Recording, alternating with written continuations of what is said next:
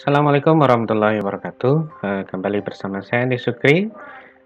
Pada kesempatan kali ini saya akan memberikan solusi tugas mandiri 4 yang diberikan pada beberapa minggu lalu. Ya, terkait dengan ini saya akan memberikan sedikit review seperti apa penyelesaian masalah terkait dengan matriks dua dimensi pada elemen batang atau elemen balok. Nah, pada minggu lalu saya sudah memberikan soal seperti ini. Maka yang harus kalian perhatikan adalah eh, yang pertama kita harus mencari fenomena apa saja yang terjadi di sini sehingga kita bisa menentukan uh, dampak atau resultan gaya yang terjadi pada sebuah rangka batang seperti ini. Memang ini cukup unik ya, tidak pernah ditemukan pada pembahasan statis tertentu dan atau statis tertentu. Nah, jika kita bisa berbicara, maka pada rangka batang segitiga seperti ini, maka yang harus kita perhatikan bagian yang akan menjadi stabilizer atau bagian yang akan yang akan mengalami pergerakan adalah di titik 3 ini. Namun pada di titik 3 ini ada sedikit keunikan di mana ketika dia didorong oleh sebesar P, maka dia akan melakukan perpindahan, kemudian di sini juga akan terjadi perpindahan yaitu di titik 2. Nah, ini yang harus kalian perhatikan terlebih dahulu. Namun sebelum kita membahas lebih lanjut seperti apa fenomena yang terjadi pada rangka batang ini, pertama kita baca dulu baik-baik soal yang akan kita kerjakan. Pertama di sini akan diberikan beban sebesar 1000 kN, ya. Kemudian panjang L itu adalah sebesar 1 meter, ya. 1 meter, maka di sini kalian harus menggunakan Pitagoras, berapa di sini ya dan berapa di sini, ya. Untuk elemen 1 dan 2 itu panjangnya sama, yaitu sepanjang 1 meter. Kemudian untuk 3, maka kalian harus mencari panjang 3 ini berapa. Ya. Oke, tidak mungkin panjangnya adalah semuanya 1 meter, sedangkan di sini adalah sudut 90 derajat. Kemudian modulus elastisitas itu 210.000 MPa. Kemudian luas untuk elemen 1 dan 2, elemen 1 dan 2 itu adalah 6 kali 10 pangkat meter persegi. Kemudian luas untuk elemen 3 itu 6 akar 2 kali 10 pangkat 4 meter persegi. Nah, carilah perpindahan dan reaksi peletakan di ketiga titik. Jadi kita akan mencari seberapa besar terhadap F di X ya, berarti F di X itu ada banyak, ada Fx itu ada banyak, ada Fx E1 ya, ada Fx kemudian ada Fy, kemudian di sini juga ada Fx ya, kemudian juga ada Fy, begitu juga dengan di titik 2. Nah, pertama-tama kita akan melihat terlebih dahulu matriks elemen 1. Nah, matriks pada elemen 1 ini kita mengambil ini ya.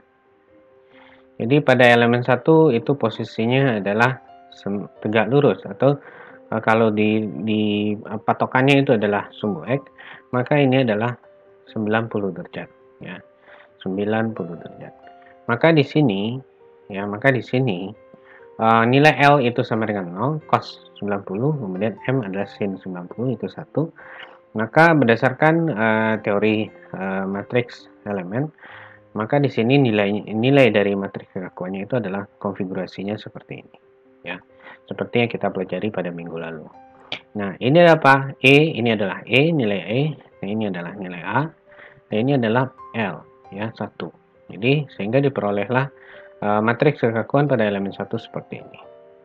Kemudian pada elemen 2 ya, pada elemen 2 kita lihat maka posisinya itu adalah sejajar terhadap sumbu X. Maka jika kita ambil derajatnya itu dia sama, maka nilai sudutnya itu adalah 0 ya, sudutnya adalah 0. Maka sini nilai L-nya itu adalah 1, M-nya adalah 0. Maka grafik matriks kekakuannya itu seperti ini ya. Nah, kemudian yang ketiga pada elemen 3 baru kita membahas dulu dia memiliki nilai sebesar 45 derajat ya, 45 derajat. Maka di sini seperti inilah konfigurasi daripada matriks kekakuan dengan luas yang berbeda yaitu 6 akar 2 kali 10 pangkat 4. Nah, jika ini di overlay ya, jika ini di overlay satu sama lain ya. Ini digabung U1, V1, U2, V2, U2, V3 sampai dia menjadi UV3 ya. Jadi di sini nah U1 ini U2, ini U2, V2, di sini ada U3, V3. Nah, maka di sini ada semacam interferensi. Kalian cari posisi di mana dia U1. Kalau U1 saja, maka dia ini.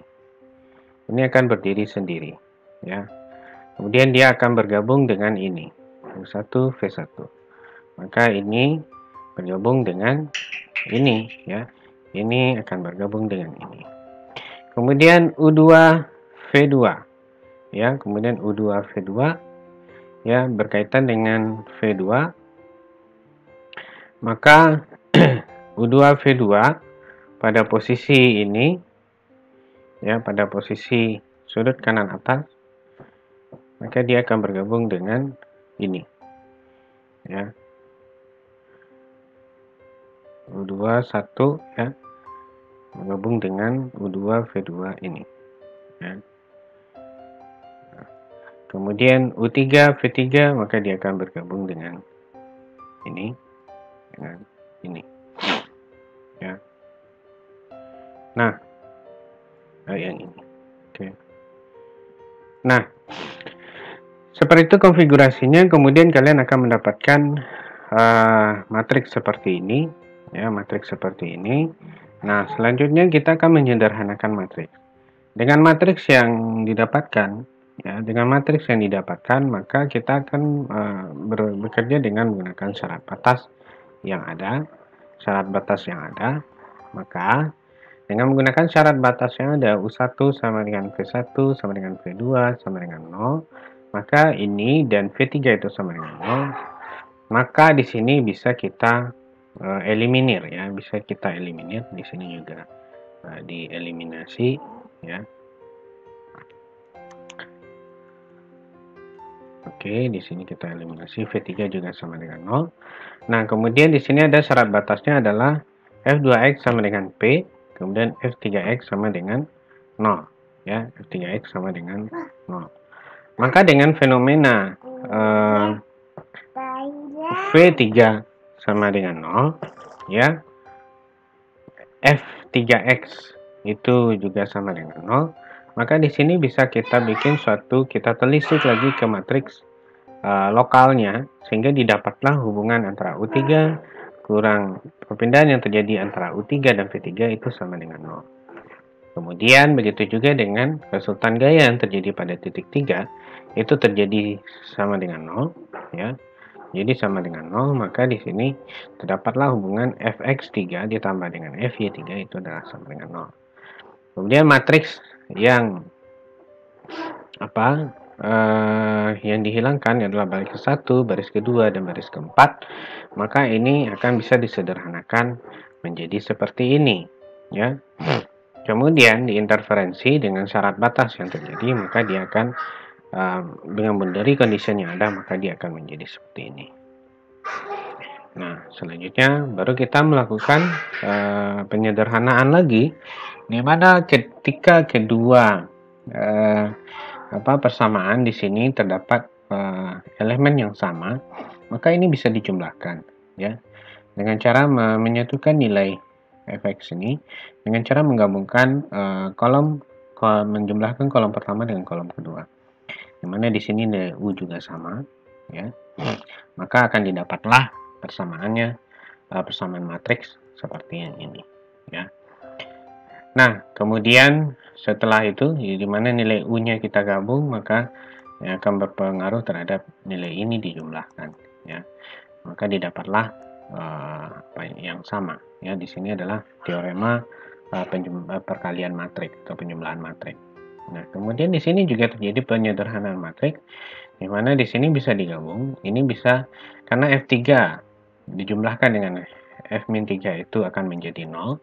Ya, ini dijumlahkan, maka ini bisa digabung dengan U3 tetap, ya. Nah, kan persamaannya akan menjadi lebih sederhana lagi, dimana 0 tambah min 1, kemudian 1 ditambah 2, maka dia akan menjadi 3, ya. Dengan hasil ini adalah 0 dan U3 tetap. Nah, ke semua ini digabungkan menjadi ini dicari hasilnya, maka didapatlah perpindahan U3 dan U2 ya sebesar ini. Nah, kemudian ini dimasukkan ke dalam matriks yang global, maka didapatlah gaya-gaya perletakan yang terjadi di rangka batang yang sudah kita lihat tadi. Maka di sini diposisikan bahwa Fy3 itu sama dengan 0.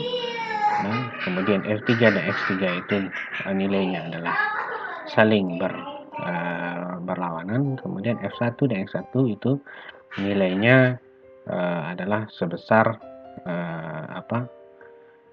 memiliki tarik ya. Di sini nilainya negatif ya.